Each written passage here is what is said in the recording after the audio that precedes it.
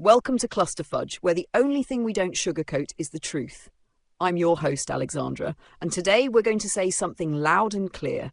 There are no kings in America. That's not a metaphor. That's the actual foundation this country was built on. We don't have kings, we don't want kings.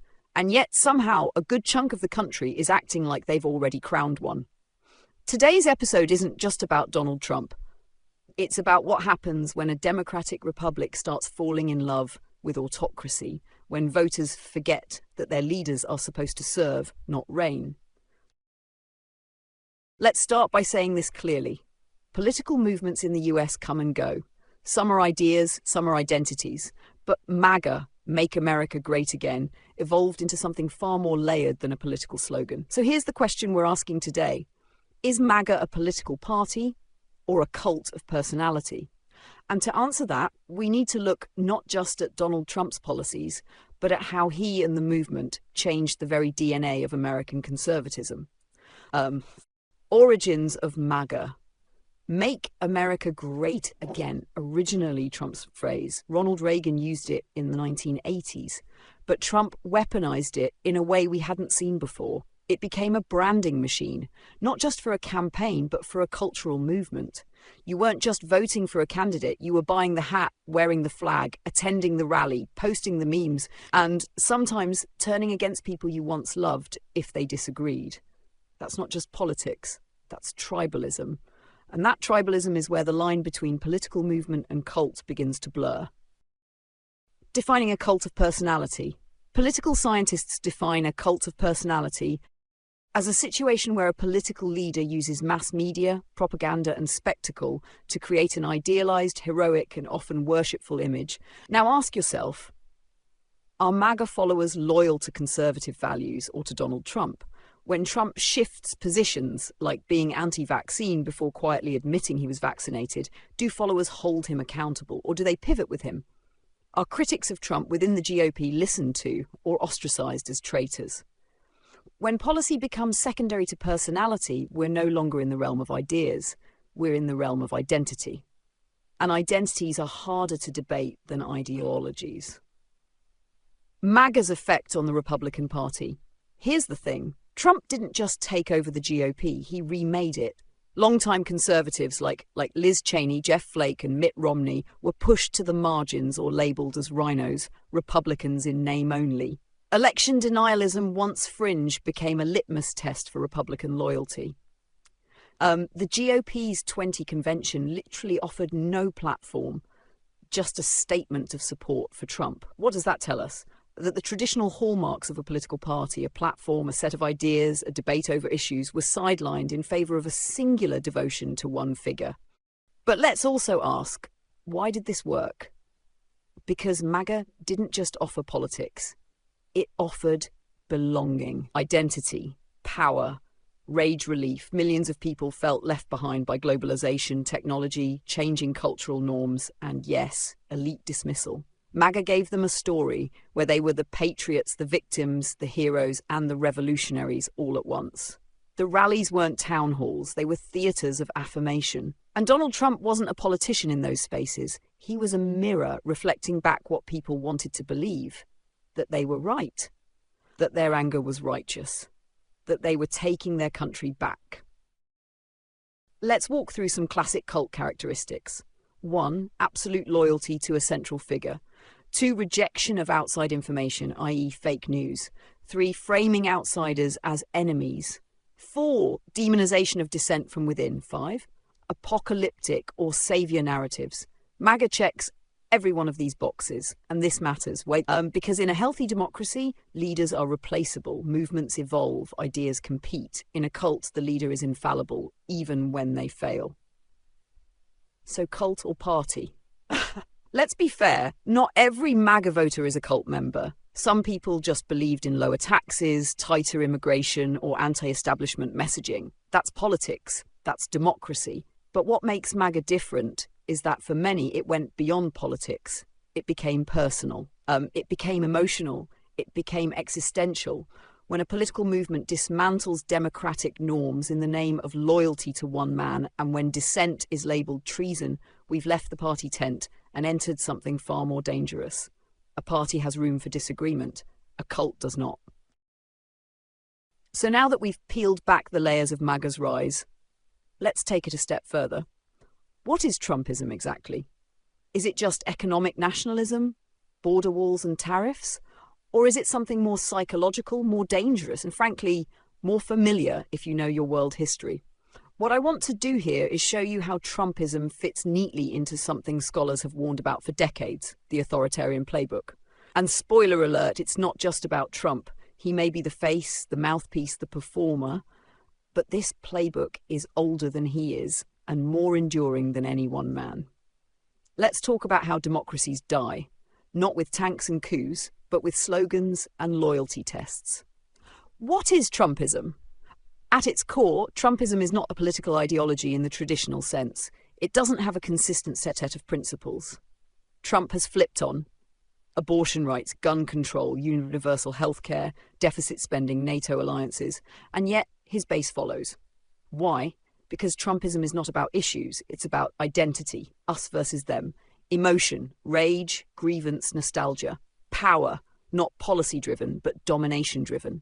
Trumpism boils complex problems down to one man's instincts and his supporters' unwavering trust in those instincts. Historian Ruth Ben-Ghiat, political scientist Stephen Levitsky, and journalist Masha Gessen have all mapped the signs of creeping authoritarianism. Trumpism checks many, if not all, of the boxes. 1, dismantling trust in institutions. The media is the enemy of the people. That phrase alone is chilling, straight from the authoritarian toolkit, by discrediting the free press, the judiciary, the electoral system. Trump creates an environment where he is the only truth source. Authoritarians need to isolate their followers from alternative perspectives, otherwise the illusion breaks. 2, undermining elections. The only way I lose is if it's rigged. Before a single vote was cast in 2020, Trump began preemptively sowing doubt in the legitimacy of the process. When he lost, he refused to concede, the bedrock of a functioning democracy. This is textbook authoritarian behavior, refusing to leave peacefully, discrediting the system, and insisting on loyalty over legality. 3, weaponizing grievance. They're not after me, they're after you. I'm just in the way. It's not just about Trump. It's about building a narrative where you, the American voter, are under attack. It makes you feel like you're losing your country, you're being replaced. Only he can stop it. It's apocalyptic populism. There's no grey area, only enemies and patriots. 4, creating a cult of personality. I alone can fix it. In a democracy, no one should say this, ever. Democracy thrives on compromise, institutions, debate. Authoritarianism thrives on hero narratives. The leader as saviour, the nation as wounded, the opposition as traitors. How Trumpism uses authoritarian tools without the dictatorship label. You might say, but Trump didn't become a dictator. And that's true because the system held barely. But consider this, he called for his opponents to be jailed. He threatened governors and local officials. He used federal troops against protesters. He pressured the DOJ to investigate his enemies. He tried to overturn election results via fake electors and illegal pressure. That's not politics as usual. That's a man testing the limits of power and finding far too few limits. He normalized behavior that used to be disqualifying. The psychological seduction of authoritarianism. Here's the deeper, scarier part. Authoritarianism isn't just a political failure. It's a psychological seduction. People crave certainty in chaos, order in confusion, a strong figure who makes decisions for them. Democracy is messy, complicated, slow. Authoritarianism is simple. Just follow the leader. This is what Trumpism sells. A shortcut through complexity. And millions are buying it, because when life feels out of control, people will sometimes trade freedom for the illusion of strength. What happens next? Here's the good news. America still has tools. The Constitution, independent media, a decentralized election system, and millions of people like you who care. But make no mistake, other politicians are learning the playbook. Attack the press, undermine elections, stoke culture wars, demonize dissent, play the victim while consolidating power. And if we let them, if we treat this like a game instead of an emergency, the system won't hold forever. The authoritarian playbook is old. It's reliable, it works, if no one resists. And the scariest part, it doesn't need tanks, it just needs apathy. It needs people too tired, too distracted, too cynical to fight back. But not us. Not here. Not now. Way back to the 18th century, let's talk powdered wigs, quill pens, wooden teeth, and the original cancel culture moment, the American Revolution. Because to understand why the current MAGA movement and the authoritarian drift of Trumpism are so disturbing, you need to understand something crucial. The Founding Fathers didn't just fear monarchy. They built an entire nation to prevent it from ever rising again.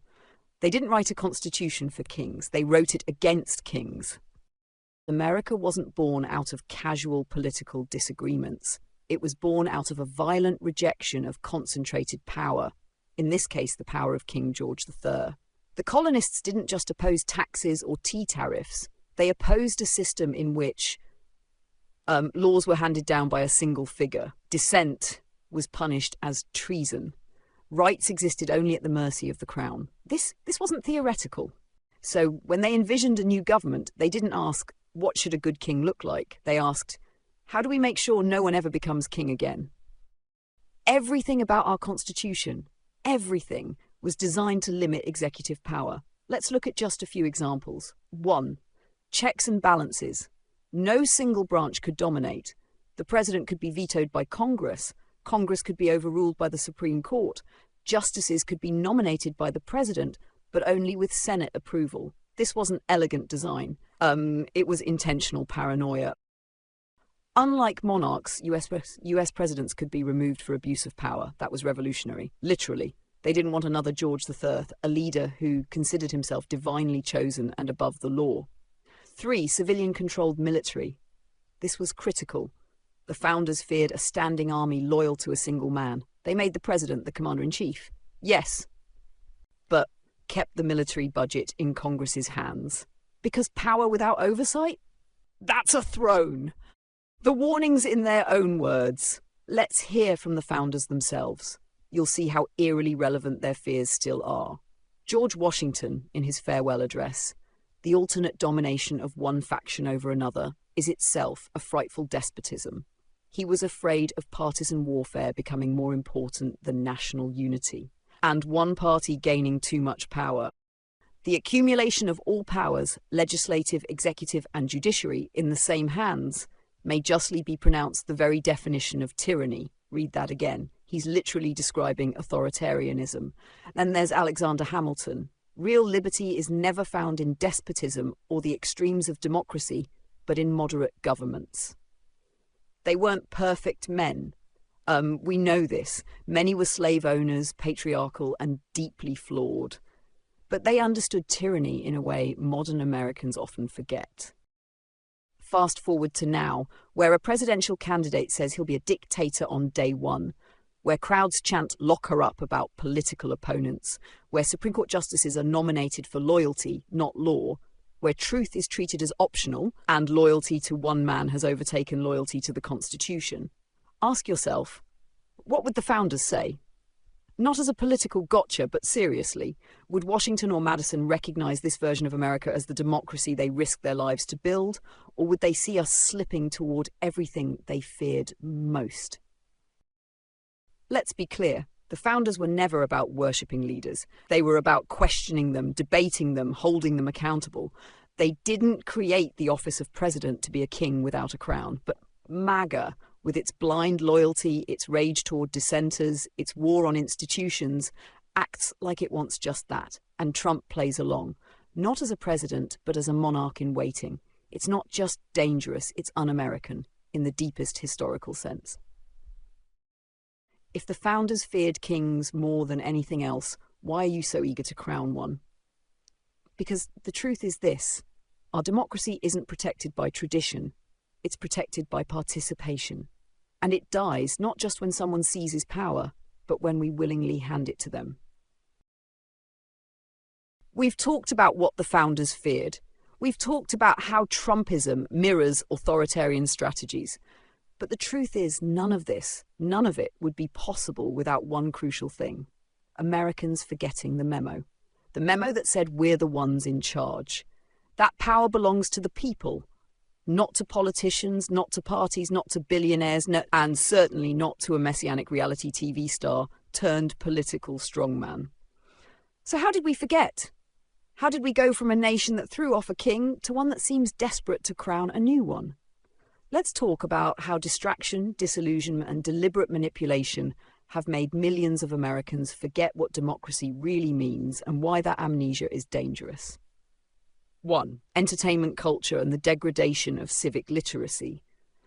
Let's start with the obvious. America doesn't read the Constitution. We binge Netflix. We are an entertainment-first culture. And over time, politics became another flavour of reality TV. Trump was the perfect crossover character. He didn't speak like a statesman. He tweeted like a shock jock. He didn't talk policy. He punched headlines, and he didn't act presidential. He acted performative. When politics becomes theatre, we stop thinking like citizens and start thinking like fans. And fans don't ask for accountability. They defend their side, ride the highs, scream at the refs, and cheer for the win, even if the rules are broken along the way. That's not democracy. That's WWE in a suit. 2. The collapse of civic education. For decades, American schools have underfunded and undermined civic education. Most high school graduates today couldn't tell you what the 3 branches of government are, what the First Amendment actually protects, how impeachment works, or what checks and balances even do. We've replaced critical thinking with standardized testing. We've stopped teaching why democracy matters and started pushing rote memorization of facts we no longer value. So when someone like Trump comes along, flaunting norms, disrespecting courts, ignoring subpoenas, there's no alarm bell for people who never learned what the bell sounds like in the first place. 3. Emotional exhaustion and weaponized cynicism. Here's the truth that many elites don't want to admit. A lot of Americans are tired of being lied to, tired of politicians saying one thing and doing another, tired of voting and seeing no real change in their communities. And in that exhaustion, cynicism becomes seductive. Trump and other populist leaders like him capitalize on that emotional fatigue. They don't try to inspire hope. They exploit hopelessness. The system's rigged. The deep state's out to get you. Only I can fix it. It becomes emotionally easier to burn it all down than to fix what feels permanently broken. And that's how people stop caring about norms. They stop asking, is this right? And start asking, is this effective? Or does it hurt the other side? That's not just forgetting the memo. That's ripping it up and setting it on fire. 4. The algorithm effect. Echo chambers and radicalization. Let's not ignore the obvious modern problem. Social media. Platforms like Facebook, YouTube, and TikTok don't reward nuance or accuracy. They reward engagement. And the best way to drive engagement is to make you angry, tribal, and emotionally invested. So if you clicked on a Trump rally once, you're fed a fire hose of content saying, he's the chosen one, the media is the enemy, the election was stolen, the libs want to destroy your way of life.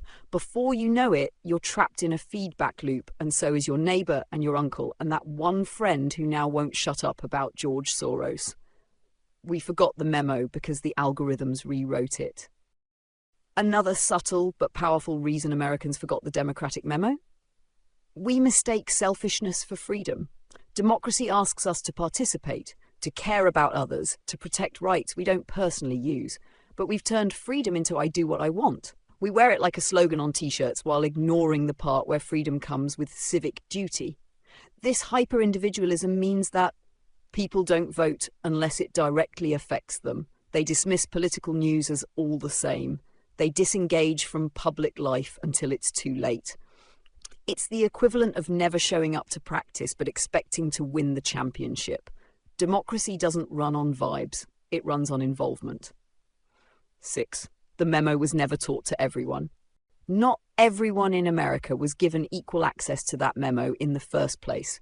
Black Americans, women, immigrants, indigenous peoples, they weren't handed the memo. They had to fight for it. And in many ways, they're still fighting, from voter suppression laws to gerrymandering to the gutting of the Voting Rights Act. This country has always had one hand on the steering wheel and the other pushing people out of the car.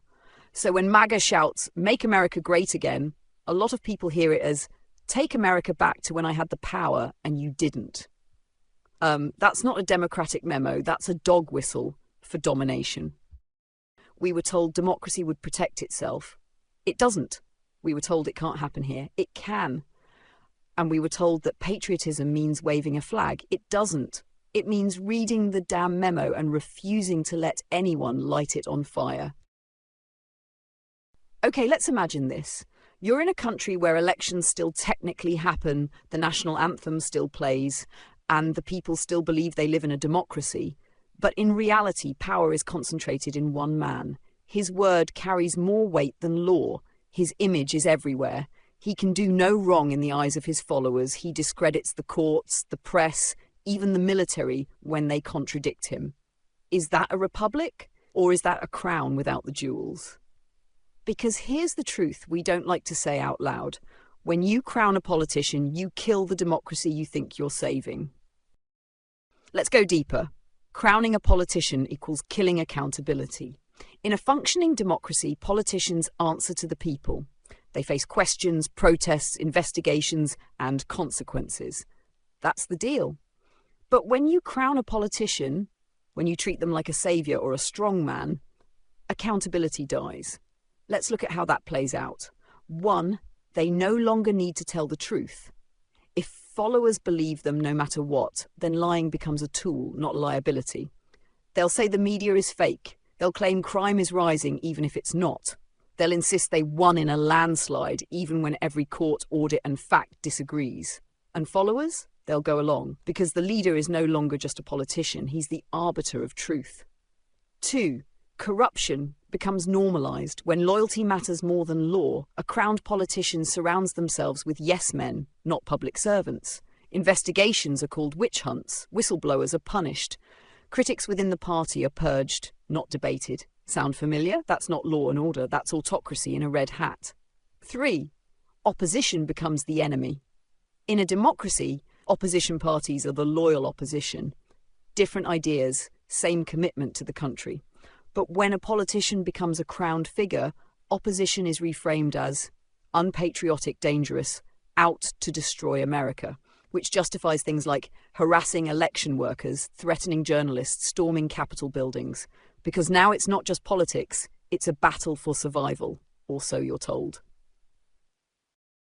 This isn't new. We've seen this movie before. It's not subtle. It's not hypothetical. Venezuela, Hugo Chavez rose through democratic means. But once the people crowned him, he dismantled checks and balances, packed the courts, and centralized power. Now, Venezuela is a collapsed authoritarian state. Turkey, Recep Erdogan turned a secular republic into a hybrid autocracy by weakening press freedoms, jailing opponents, and rewriting the constitution to consolidate his power. Russia, Putin was elected. Then he dismantled free elections. Then he altered term limits. Now he's president for life. He uses propaganda, crushes dissent, and manipulates nationalism. What do they all have in common? They were politicians who were crowned instead of checked. But crowning isn't always literal. It's emotional. Let me make this real. Crowning doesn't just mean giving someone unlimited legal power. Sometimes it's emotional and psychological. Believing your politician is the only one who can save the country, refusing to believe they could be guilty of crimes, ignoring or defending their worst behaviour because the other side is worse, making your identity so tied to theirs that their loss feels like your destruction. That's not a citizen. That's a subject. You've given up your power to think critically, vote independently, and hold leaders accountable. You've handed over the keys to someone else because you're scared, angry, or tired, and that's exactly how authoritarians win. The feedback loop of political crowning. Once you crown a politician, it doesn't stop there. It spirals. 1, they test the system, see what rules they can break. 2, they survive scandals because their base makes excuses. 3, they escalate. More lies, more threats, more corruption. 4, the institutions bend. Courts, agencies, even the constitution gets twisted. 5, a precedent is set, and the next politician learns, I can do it too. This is how democracies slide into dictatorship without a single shot fired. People often crown politicians not because they love dictatorship, but because they're afraid of chaos. Trump's greatest trick wasn't pretending to be a unifier, it was offering certainty in an uncertain world. He didn't say, let's figure it out. He said, only I can fix it. And that works. Especially for people who feel ignored, who feel economically insecure, who feel displaced by cultural change. They want someone to blame and someone to believe in. But when that belief becomes blind, it becomes dangerous. Crowning a politician is the beginning of the end. Here's the thing. Once you crown a politician, you can't uncrown them easily. They don't give the power back. And even if that one man leaves, the playbook remains. The institutions are weaker. The public is more divided. The next leader is even bolder. You think it's just a Trump problem? Wait until someone smarter, more disciplined, and more ruthless comes along, using the same MAGA machinery and asking the same question. Why settle for 4 years when you can have forever? We elect judges, we question senators, we don't kneel for kings. And if we let one rise, whether by cult, by crisis, or by convenience, we will wake up in a country that still flies the flag, but no longer honours what it stood for. All right, we've taken a hard look at history, at politics, at the dangerous rise of authoritarianism masquerading as democracy. We've seen how the founders designed this country, not for kings, not for emperors, but for we the people. So here's the question we need to ask ourselves as this episode draws to a close. Do we still believe that? Democracy is not a given, it's a daily choice. Let's be clear. Democracy is not a statue you put in a park and admire from afar. It's not a flag to wave or a song to sing. Democracy is a verb. It's what happens when people participate, question, challenge, and hold each other accountable. It's the daily hustle of showing up at the polls, of speaking out against injustice, of protecting the rights of the minority even when it's uncomfortable. And that means we the people still matter. More than presidents, more than political parties, more than loudmouth demagogues on social media. The founders gave us a revolutionary blueprint, a government of, by, and for the people. The Constitution begins with those powerful 3 words. We the people, not we the powerful, not we the wealthy, not we the loudest. The people, that's you, that's me, that's every citizen, regardless of background, race, gender, or class. When we forget that, we risk sliding into rule by a few or by one. We live in chaotic times, economic uncertainty, cultural clashes, a 24/7 news cycle fueled by outrage. The temptation to look for a strongman to fix it all is real, it's understandable, but that temptation is the enemy of freedom. Crowning a king or king-like figure only leads to the erosion of civil liberties, the silencing of dissent, the weakening of checks and balances, the breakdown of trust in institutions. The antidote to authoritarianism isn't some mythical hero, it's you and me, acting together. It's demanding transparency, supporting independent media, teaching civic responsibility and voting, even when it's hard. It's listening to voices different from our own. It's standing up to hate and misinformation. It's remembering that democracy is messy, imperfect, but still the best system You have power. Your voice matters. Your vote is sacred. You are the final line of defense against anyone who tries to crown themselves king. And history doesn't care what party you belong to, only that you belong to this country's democratic experiment. We haven't figured it all out. We won't. But the reason America is still standing isn't because of the kings we've crowned. It's because of the countless ordinary people who refuse to be subjects. Let me leave you with this. We don't need a king. We never did. What we need is a people, informed, engaged, unapologetically unafraid, who remember that they are the power. Presidents don't rule us. Congress doesn't parent us. The courts don't save us. We govern ourselves. That's the idea. That's the promise.